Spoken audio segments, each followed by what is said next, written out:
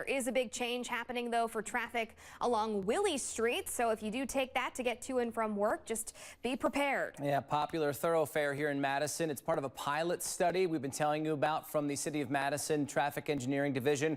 They're working to improve safety along that stretch during peak travel times. So we sent Phoebe Murray out there this morning to check out what this is going to mean for drivers out there. Phoebe, tell us all about it.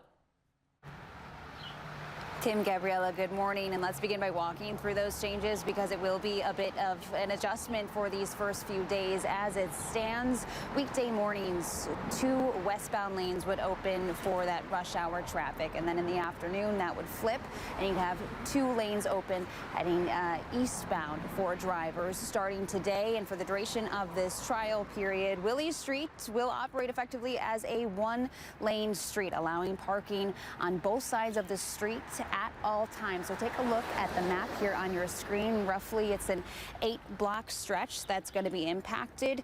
And I spoke with the City of Madison Traffic Engineering Division, who tells me their goal here is to figure out whether removing these rush hour lanes will reduce speeding and crashes, making it safer, making the street safer for pedestrians and cyclists.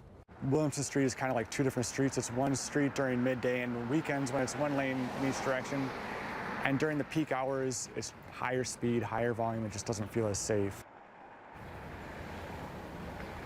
And that emphasis on wanting better safety really stems from the residents and businesses, neighbors as well, who work and live along this stretch. In the last decade, at least 9 cars have crashed into Willy Street businesses and buildings. Most recently, Mother Fool's Coffee House in May, making it their 3rd hit since being open. You can see the scaffolding is up there right now. I popped in yesterday morning, spoke with the owner, who says he's very happy that the city is making this change now, and they're just now getting started on that renovation to the front of their storefront. So this is a study, and the city wants to hear from people who live along this stretch, hear their input about how these first few days are going, whether these traffic patterns are making a difference, whether Willy Street can allow just 1 lane here. And in reverse, traffic engineers are also going to be monitoring that traffic movement and seeing if any of it does end up